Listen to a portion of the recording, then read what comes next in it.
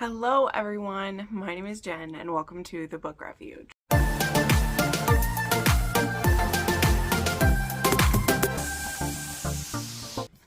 Hello everyone, welcome to week 2 of 2025. It is time for another weekly wrap up here with me, and I do have 7 books to talk to you about today, which is still doing pretty good. That's still hitting the average I hope to hit in 2025, which is a book every day, which is great. And yeah, it was a really good week. There's a lot of arcs as usual, as well as another book that I read for my author work that I have to do. So there's going to be a lot of good stuff to talk about. I'm very excited. I do have a little bit of business to talk about up front, so let's do that. One of the first things is this weekend is one of my annotated book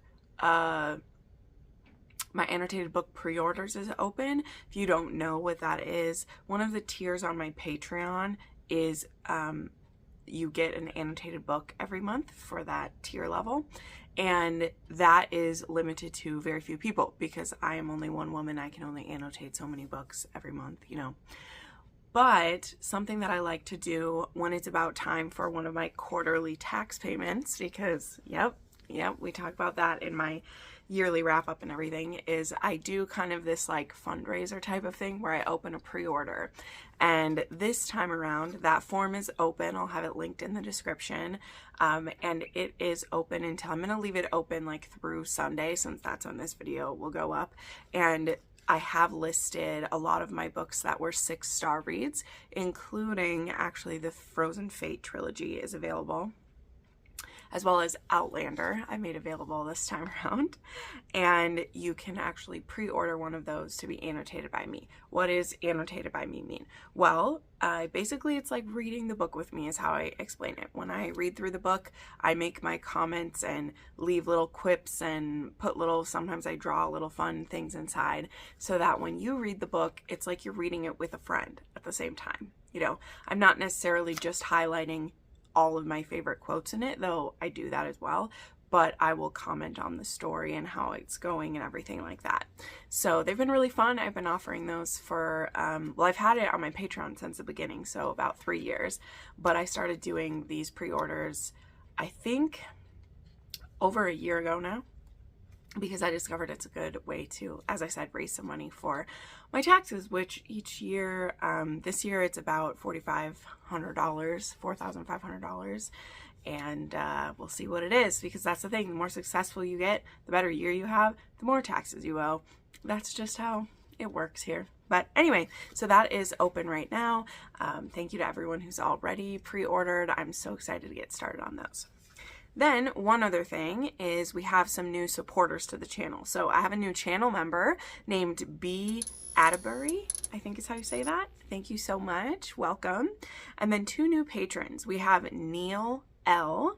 and we have Melissa B. And welcome both of you. Thank you so much for supporting me there. So yeah, and that's another way to support me, of course, is to check out my Patreon and channel memberships. There are other benefits to get besides just annotated book. There's exclusive videos to Patreon. There's early access if you join a channel membership. There is getting to choose one of the books for my TBR every month, as well as exclusive reviews there. So lots of stuff to be offered. But let us get into the weekly wrap up. Today I actually made a peppermint mocha because I'm still kind of in the mood for those. I like buying the Chobani creamer. I don't know if any of you guys get that, but their peppermint mocha is my favorite because it's not too sweet and it just hits so good. So that is my beverage of choice this morning. So let's get in there with the first book that I finished, which I forgot to grab this one down, but I did finish reading An Echo in the Bone because we had book club last weekend. All of those book clubs are actually available in a playlist on my profile on YouTube if you'd like to watch them. We have read through book 7 and we've actually entered the second year of this readathon. We started it last January, and I didn't want to push people to have to do a book every month with that, because those are some big books, so they've been spread out, and so we just have books 8 and 9 left to do, but we do have book clubs, they're recorded on my channel, and they have went from last January to now all the way through an Echo in the Bone. So rereading that book, of course, it was a 5-star read for me. I say this in book club. It was kind of interesting though to be rereading an Echo in the Bone, which is the first time really that I've been like caught up with where the show is at. I mean, the first half of season 7 was also that, but like the first half of season 7 came out like, I think we had only just started book club or whatever, so we were on book 1. This time, the end of like season 7 and a lot of Echo in the Bone, they were a lot of overlap stuff, and it was a bit like confusing for me, I will say, because of course the show and the book are very different. I make my, as you can tell in my Outlander recaps that I do, they are very different.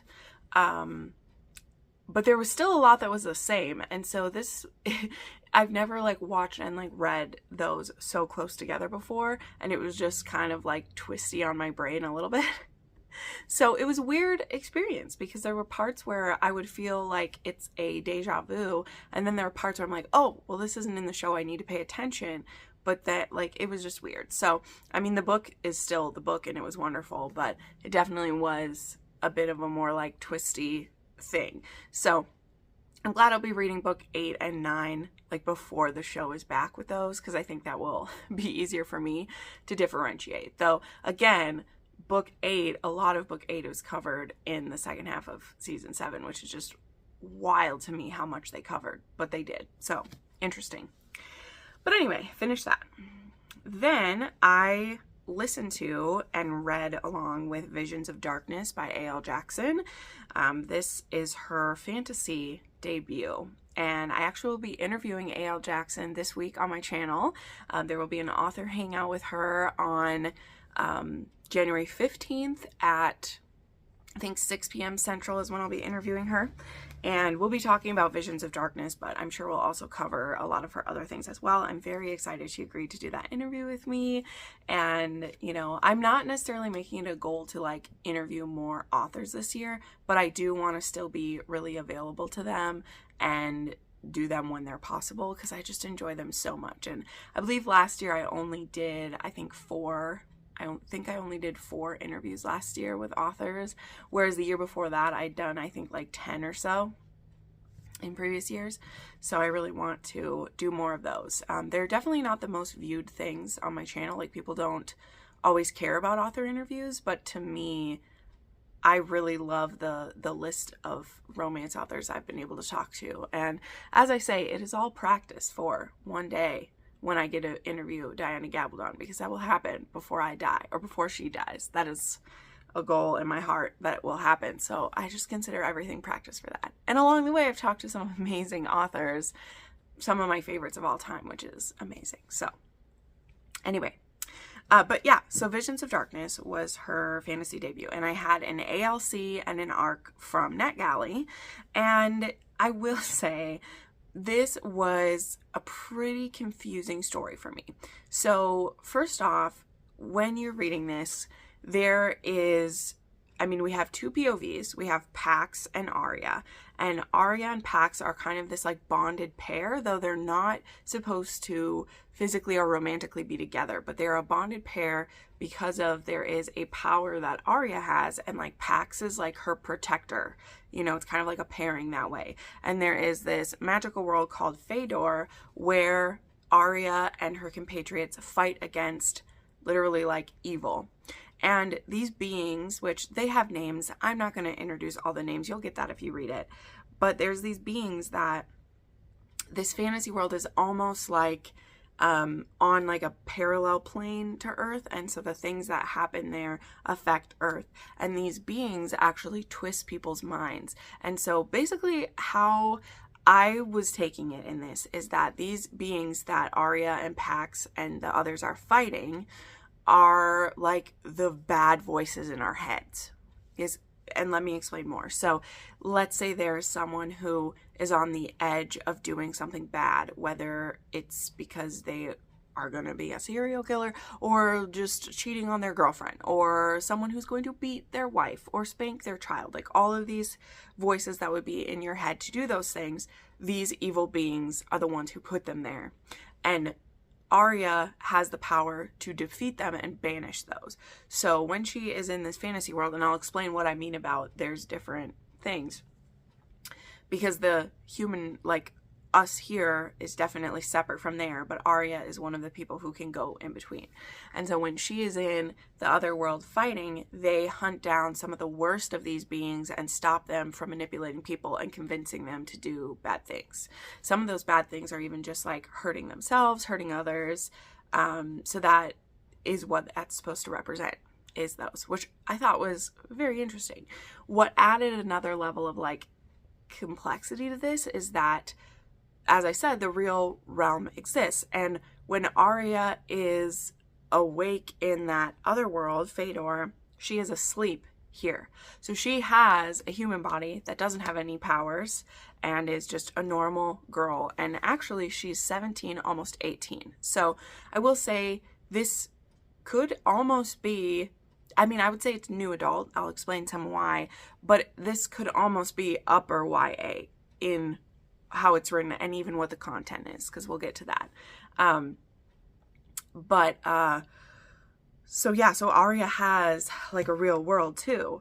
And this real world that she's living in, she is a 17-year-old high school student and she is almost 18, but the effects on her body of things that happen to her in Fëanor, they appear on her body in Earth. So it's like, it's real. Like she really is being projected into that place and able to defeat evil.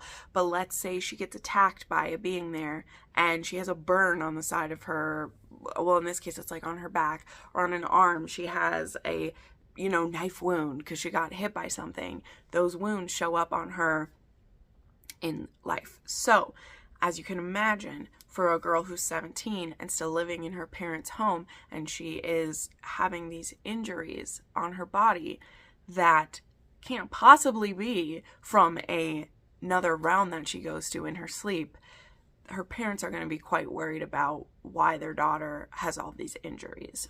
And so that is where we get to the very hard and uncomfortable part of this story, is that what would you think of your child having these wounds that she says, well, when she was little would say came from another place, but as a, almost adult is saying that she didn't do them to herself, someone else did them to her.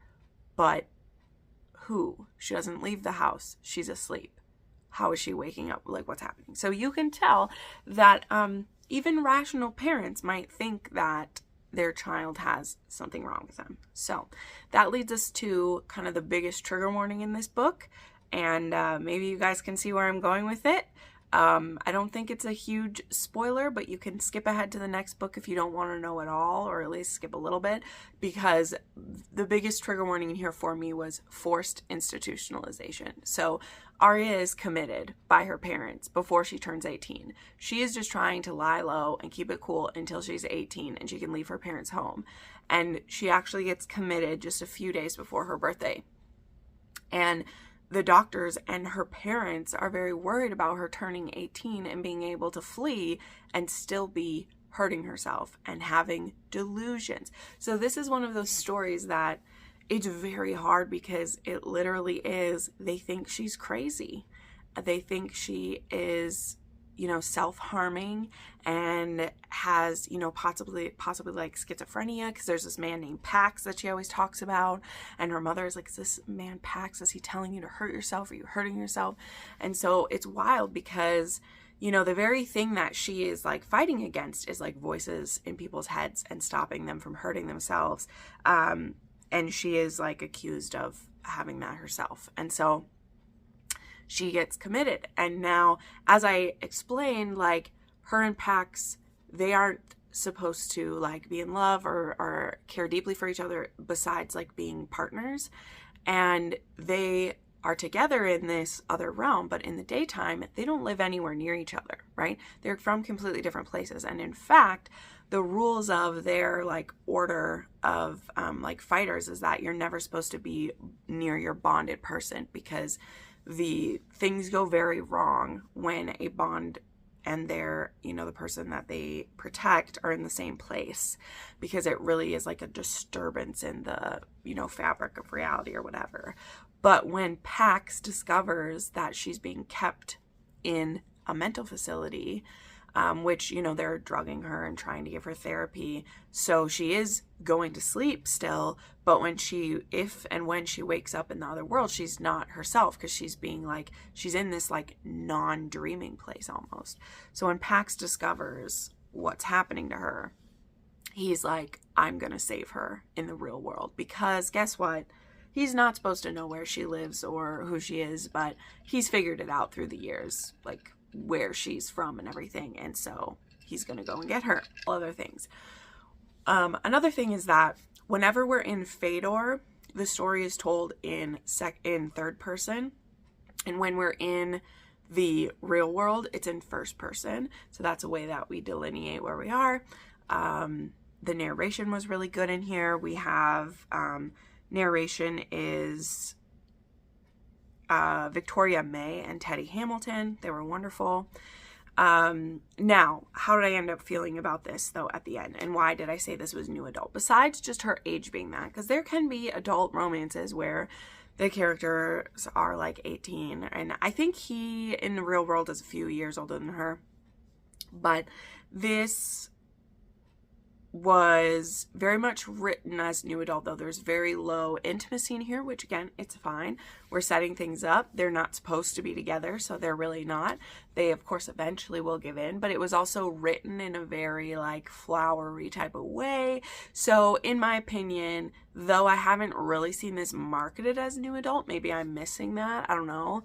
We'll see. I'll be getting a copy from A.L. Jackson. She's sending me one as I'm on her ARC team. I don't know if this is being marketed as that. I actually haven't been in Barnes & Noble yet since these have been out, because to me, this very much could be new adult or even YA. Like, it could, because there are some YA that have steamy scenes in them. They just don't go over the top, and it's not over the top in this one at all. I don't know what book 2 will be like, because that's the other thing. This very much has a cliffhanger, and not just for like the story for this couple too. It's not done for them at all. So yeah, there was a cliffhanger with this one. There's more to come. And I think the biggest thing for me is that this was very confusing. I know I have broken it down a little bit, but it almost has that thing where like I feel like the worlds aren't, it's so unclear to me how we got here, how this happened, or what's going on. And that might not bug a lot of people. It didn't bug me too much, except for the fact that by the end of it, I still feel like I didn't know anything either. Like, I'm okay with being clueless for a good part of it, because I'm like, get me into the characters, get me into the action, but I don't feel like I know anything more at this point. But I did think that the concept of the evil that they fight and what they do, and, you know, if people ever knew what they did, they would just think they were crazy. Like, I do like that. So there were things that I loved. So at the end of all this, though, I did give this one a 3.5 star for me. It just wasn't as satisfying as I wanted to. But again, I will continue this series. I want to know more. I just have to be honest that there was a lot I didn't feel satisfied with, and I couldn't quite like put this at a 4 star because of that. But I do think that a few things I always predicted. I do think that A.L. Jackson's writing fits fantasy even better than it fits contemporary. Her a bit more flowery writing works in a fantasy world much better. So those were all things that I liked it. So I definitely don't hate this, and I think if you are intrigued by some of the things I've said, you might like it even more than me. The audio was very good. And yeah, so yeah, I gave it a 3.5 star though, and it is a 1.5 on the Spice scale. Trigger warnings for, as I mentioned, forced institutionalization. There's violence, and there is children in danger at different points in here. Okay, next up, wow, we gotta keep it moving. I read Waiting on You by Nikki Ash. This is the third and final book in the Love and Whiskey trilogy that she's been working on. This was so nice. I had a copy sent to me from the author, and this one was a secret pregnancy from a one-night stand, and we had Paige and Nate. They end up meeting up in London. Not long after Paige has actually been, like, she caught her boyfriend cheating. She goes to the hotel. She's there for like a wedding that she's supposed to go to, and she bumps into this guy, and they have kind of this little chat together, and then she discovers that her room has been upgraded to like the penthouse suite at this place for no extra charge. And then she runs into this guy in the bar again, and they decide to kind of spend like the long weekend together. Just, I'm not going to go into all the details, but it's charming. They spend the long weekend together, but she doesn't want to know more about him. She's like, I don't want to know your last name. I don't want to know hints about you, because like, this is just going to be for the weekend. I'm letting myself let loose. I'm letting myself forget all of the, stuff that's been going on, and I don't want to know more about you. So you can kind of see where that's going, right? They end up having a bit of a dalliance on those, and when he has to leave the room first, he leaves her his number, and because she doesn't want to be tempted to call him in a moment of weakness later, she throws the paper away. Fast forward 2 months, she's back home I think she's in Dallas is where she is. She's pregnant, and she has no way of getting in touch with this man because she threw his number away. She doesn't know anything more than that his name is Nate, and she purposely did that to herself. So it's one of those where, like, I'm annoyed with her, but I'm also like, they used condoms. She didn't think they were going to get pregnant, and now she has no way to contact him. However, in about another month by there, so Nate actually does know who she is, right? Because here's the thing, he actually his family owned the hotel that she got the surprise upgrade for, and he was there to do like business for the family at that hotel and everything. And so he knows who she is because he was able to like look her up. And the thing is, though, he left her his number. So he's hoping that that connection that they had, that she'll remember it and she'll reach out to him, right? So he's putting the ball in her court, not realizing she threw the ball away. So there's nothing for her to do with it. But he knows who she is. And it just so happens that his business and her business, which she works for the whiskey company, I think, and like his family is the hotels, so there's like a collab that they might be working at. And so he gets himself put on that project, and he's like, I'm gonna go here, and if she wants there to be something, I'm still completely open to it, and if she sees me and is horrified that I found her, well, then I won't have anything to do with the business, like, it's fine. So he makes himself like really vulnerable too, because he's like, she's had my number, she didn't call me. Well, it's a good thing he shows up, because she is now 3 months pregnant, or maybe a little more. She might be a little more along too.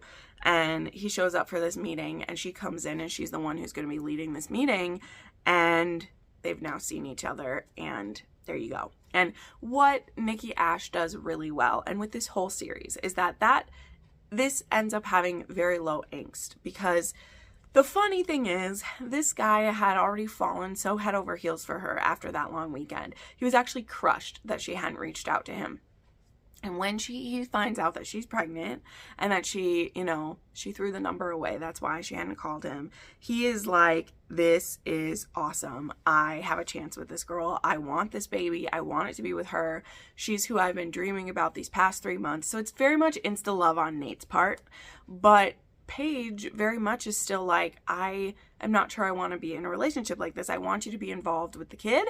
I'm really sorry that I didn't keep your number and that I put us in this position, and like, I'm not trying to keep the baby from you, but like, I don't want anything right now. And Nate's just like, girl, I'm gonna win you over. I have the rest of our lives now to win you over, because I am going to be in my baby's life. And so he goes about wooing the shit out of her, and it's adorable. So there's that. I gave this one 4 stars, and it is a 3 on the spice scale, because again, it's very insta love. You just gotta be on board with that. I feel like particularly with Nikki Ash, like all the books in this series have been, but it's also very low angst and very sweet. And so if you want one that, you know, if you are like me and you like a secret baby, or I mean, you like a surprise baby, but you don't really love secret baby, I think this walks the line pretty good, because she's not purposely keeping a secret. She even like tries to use, you know, her friends who are wealthier than her to like find him, but she doesn't even know his last name. She did that on purpose, right? So she tries to find him with what little information she has. But if he hadn't showed up there, like, she wouldn't have ever seen him, you know? So anyway, I gave it 4 stars, 3 on the spice scale. It does have some breeding kink in it, squirting and anal in here, and it's pretty hot. Like, I will say every book I've read in this trilogy had at least one anal scene in it, because Nikki Ash likes that. So next up, we had A Simple Life by Melanie Moreland. I will tell you, man, the theme for this week for me was just sweet and easy romances. I will tell you that, because most of them were. I'll say that for sure. So A Simple Life is literally what the title tells you. This is Farmer John. So he has a farm. He has cows and chickens. He's also a big, what's it called? A landlord in the area. So he has a lot of tenants that he also does like the maintenance for them and stuff like that. And he actually runs into one night this woman, and she's getting cornered by these 3 dudes. And so he kind of scares the guys away, and they have this little flirty interaction.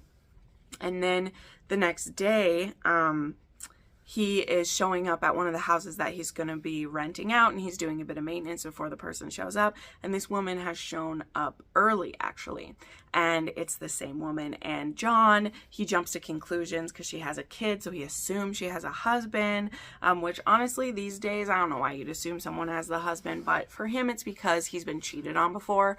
So when he sees her with a kid, he thinks that this woman was flirting with him and like making a move on him, and she has a husband. So he does have a bit of, as I said, past experience that made him jump down her throat about it. So they get off to a bad start, but the little girl is adorable. So he is really sweet with the little girl, even though again he does kind of jump down the heroine's throat. So this couple, let me see, it's John and Quinn is the heroine's name. And yeah, he's a bit of a jerk to her. And then also she is starting up a kind of like restaurant in town. He's really kind of rude to her about like the name of her business. He's just being a jerk, okay? He's not good around women that he's attracted to, and he gets off on a rough start with her. But if we didn't have him get off on a rough start with her, we wouldn't even have a story, okay? Because this is smooth and easy. As soon as like he tries to start making up for it, and he actually does some sweet things for her kid, which of course is winning her over, and before we know it, these two are absolutely falling for each other, and it's just a really sweet, simple story between them. And so like I said, if we didn't start off with some enemies situation, or with him being a grump to her, then we wouldn't have anything. And I love it. Her little girl calls him Farmer John. And again, he does a lot of sweet things for this little girl, and it definitely wins Quinn over. So then it's just a pretty much smooth sailing from there. Very little drama once we get past that in the end. So I gave this one 4 stars. It's a 2.5 on the spice scale. It has some trigger warnings for past kind of domestic abuse and an attempted assault in the beginning, as I said. Okay, next up, I had the ALC of Reckless Love. So this one is like the only one that I read that it isn't out yet because I was really close to the release date for some of these. So Reckless Love is out on the 16th, and this is book 3 in the Single Dad's Playbook, which you guys know I have been loving this series from Willow Aster. It's been great. And this one is a friends to lovers. So the narration for this one was done by Sean Krisden and Angelina Roca. This is actually a, what would we even call this one? Are they like, is this an interracial couple? I don't know, but I know the hero is a black man, and I think that the heroine is, I don't feel like it's ever really said, but either way, there is some people of color in this story, and they were beautiful. Like, for sure, the hero's family, they're so great. Rhodes and Elle are their name. And Rhodes is actually single dad. Of course, that's the series, but he has a little boy. And this was from kind of a drunk hookup after he had found like Elle had started dating someone. He actually hooked up with this lady, and now he has a son to show for it. But Elle and Rhodes have always been close. They became close in college, and they've stayed friends ever since. And they kind of made this pact that they would never be with each other. But for Rhodes, he had only ever started that pact because he wanted to spend more time with her, and he figured she'd be less like threatened by him if he was just being her friend. But now they've been friends for a long time. His family, at least, is just like waiting until they finally get together. She's actually from a very religious family. Her father is a pastor and is very kind of like hard on her. And she's actually a dancer. And at the beginning of this story, she's a cheerleader. And she's a cheerleader for the same team that Rhodes plays for. And with that, there is a no fraternization policy. And so they've been friends for so long, but now they're having to be really careful because they can't be seen in public together. And if her boss finds out she's spending time with him, she'll literally be fired for hanging out with Rhodes.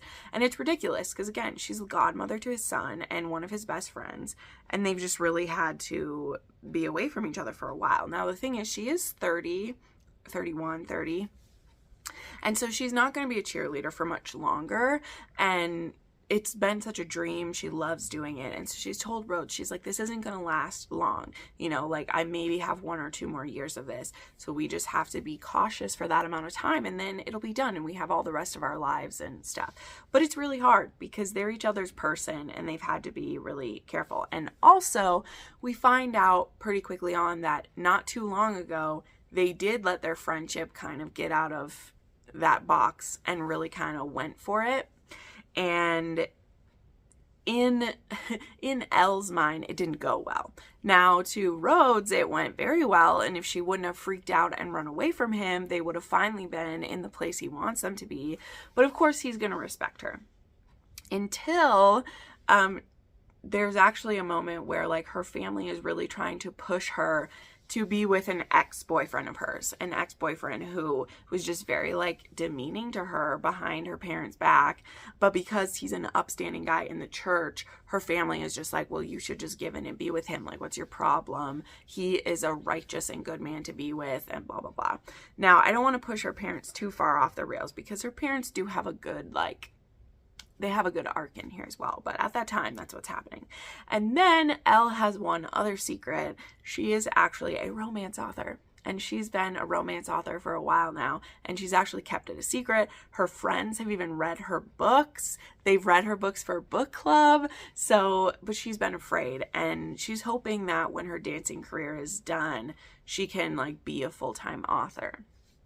But when there is some stalker situations that are happening, Rhodes ends up moving her into his house. They're also now fake dating in the eyes of her parents so that they'll stop trying to hook her up with what's his name. But that's going to be really risky for her job. So there's just like a tangled mess. I'll stop talking now because I went through all of these things. But at the very core of it, we do get flashbacks to their friendship and how important they are to each other. Now, I'm not a huge fan of flashbacks. You guys know that. I did skim quite a few of the flashbacks because guess what? Most all the things they talk about in a flashback, they talk about in current times. That's one of my like big pet peeves about that is I'm like, if you're going to do the flashbacks, don't reference them in the current times so that I have to read the flashbacks, because otherwise I'm going to skip the flashbacks. That's just for me. I don't like them. I don't really care for them. I feel like they should be used very sparingly, or else you should start the story where you want to start it. So if that means you start it when they're in college, start it there and then have a time jump. I personally don't care for flashbacks. That's me. Plenty of people are going to be just fine with them. But I did skim most of them because, again, didn't care about them. So I did. But I still gave this one 5 stars. This is football romance, and it was a 3 on the spice scale. And it was very swoony, as always. Very little angst. There's no third act breakup. It's delicious. Loved it. Okay, then I read a new to me author. Her name is Rachel LeBerg, and the book I read is Your Rules to Break. This is actually another football romance and also another fake dating one. So this one is about Zach and Emily, and Emily's younger sister is actually marrying her ex-boyfriend. boyfriend. And she has just been told that she is a lot because she has OCD. She definitely has some like expressions of that OCD as well that you get into throughout the story. The author has said this is kind of an own voices thing too. Like all of the things she's written in here are mostly things that she has lived through or else done research for the parts that she hasn't. So that's very interesting. And then they end up, like Zach ends up kind of inserting himself and saying that he's her boyfriend and is going to be her date to the wedding, because she currently doesn't have a date for her sister's wedding, which is a destination wedding. And so he kind of inserts himself in there. They're not even really friends. They're acquaintances through other friends. And he just is sick of seeing her always get like put down by her like parents and by her family and everything. And so he like steps in and is like, boom, I'm her boyfriend. But then, Emily tells him, like, you realize that you can't just, you know, that wedding isn't for a little while. And he's like, you can't just say you're my boyfriend and go to that with me, because if we're not seen together, if we're not doing things together, if you're sleeping with other women before then, like, no one's going to believe that you're my boyfriend. And then I'll just look dumb because I lied about it. So he's like, no problem. He's like, so we'll fake date for a while. And so they do actually a lot of fun dates together and really cool things. So this was a pretty sweet relationship. One thing I will say though is that this did one of those things that annoys me, because they literally get halfway through a sex scene 3 separate times. Like, and by halfway I mean she's come but he hasn't. And it happens 3 times that they get interrupted. 2 times by a phone call, one of his phone call, one of her phone call, and another time by a, what's the last one? By someone showing up at the place. And I just get so sick of those. You guys know, like, don't have them get that far and or do it like once. I hate, I call it like reader blue balling when you do that. I just don't. Okay. 1 time is enough. You do it 3 times, then I'm not going to believe your sex scene anymore because you've done that. Again, personal pet peeve. It's something I truly dislike when authors rely on that over and over and over again. I'm like, just make up your fucking mind. Are they fucking or are they not? Like, just stop it. But this one was a 4-star for me, and it was a 2.5 on the spice scale. There are some trigger warnings for body shaming, OCD, and panic attacks. Next up, oh boy, I read The Empress by Kristen Cast. So this was one I was actually looking forward to quite a lot. I received this beautiful copy from Bloom. I actually received both an ARC copy and a final copy. I read this one because it was floppier pages. Like their ARC, it was made out of really stiff paper. So I read this one instead. This is the beginning of the, I guess, Tower Fall series. And this one is interesting. So this one is also kind of a portal fantasy, because our heroine, she's having a no good, really bad, horrible day. Finds out her boyfriend is cheating on her, finds out like a bunch of shitty stuff, and she ends up receiving this tarot card of the Empress, and this Empress actually transports her into the kingdom of Tower Fall in the middle of just a bunch of crap. She actually ends up getting like hurt and sick and injured, and she gets rescued by this guy named Cain, who it turns out that Cain, you know, she's just been helplessly dumped into his world, and he ends up kind of nursing her back to health, and then, you know, he has told her about stuff that's going on in this world, and so through reasons, she believes that she needs to get back into the castle in the Kingdom of Pentacles, because she needs to get a hold of the tarot card again. So I guess she lost it when she came through, and she's like, well, I think the tarot card is what brought me through. So she needs to get back in there. And he's like, the only way you're going to get in there is if you get invited. Because I think she got like chased away from there in the beginning. I don't know. It's kind of a blur. And to get back in, they come across this couple on the way there. And I can't remember how they die or why they die. Like, I think he kills them. I don't know. But they end up impersonating this couple because they have an invitation to something that's happening at this castle. And they go there and they have to pretend to be a married couple and share a room and all these things. So as you can tell, I wasn't super into this, so I don't have as specific details for you. A few of the things that really did it for me is that the heroine is one of those that is just so over the top. everything is going wrong for her. She's the most dramatic person you've ever seen. And then when she ends up in this world and is seeing the facts around her, she just acts so ignorant of everything. Like, this man who is from the world is telling her how it is, and she's just like, nope, I'm not going to do it that way. Nope, that's not how it is. Nope, I'm not going to do that. Just over and over and over again. And you're just like, girl, shut your fucking mouth and listen, because there are consequences here. Like, people can die, people can get hurt. Like, stop it. And then another part is they are very attracted to each other. They're sharing one room, and very quickly she wants this guy to fuck her very soon into this. And when it's time for them to fuck for the first time, it's very clear that he's a dominant with no context. And when they start to have sex, he is calling her a good girl and tying her up for them to fuck. And I'm like, how does that fit in here? It was so just like jammed into here that this hot, broody guy with tattoos that she's gonna fuck, of course he has to be calling her a good girl and tying her up. Like, we're in a freaking sex club. In this, it did not fit the story at all. And the author, it was funny because in the end I was reading some of her stuff, and she said that it was even inspired by some like Regency authors, and she listed a few. And I'm like, you what? Like, what are you doing? So this world made no sense to me. I don't understand why the heroine was our savior. Maybe it was set in here somewhere. I didn't understand. I tried to read some reviews about it too. But there's even a question, like, there are literally some, like, study guides in here. And one of them says, like, why do you think that Empress chooses Hannah to take to the Kingdom of Pentacles? And I'm like, good fucking question. When did you tell us the answer to that? Like, are you asking us, the reader, to figure it out? Because I don't feel like it was said in here. So I was really disappointed, and I was sad about that because I really wanted to like that world. So there was an HEA for that couple, and there will be more books, I believe, and it's going to be about, I think, maybe one of the other kingdoms, because, you know, there's 4 different, like, within the tarot deck, there's like the swords, the pentacles, the cups, the wands, like that. So maybe we'll have like one from another kingdom. I don't know, but I didn't care for this, so I gave it a 3-star. It was like a 2.5 on the spice scale. As I said, there was praise and degradation in here, as well as restraints, and I don't know where that came from. I'm like, excuse me. Okay. All right. Then to round off the week, I did read another of, as I said, one of my author's books. So I read Part-Time Husband by Noelle Adams.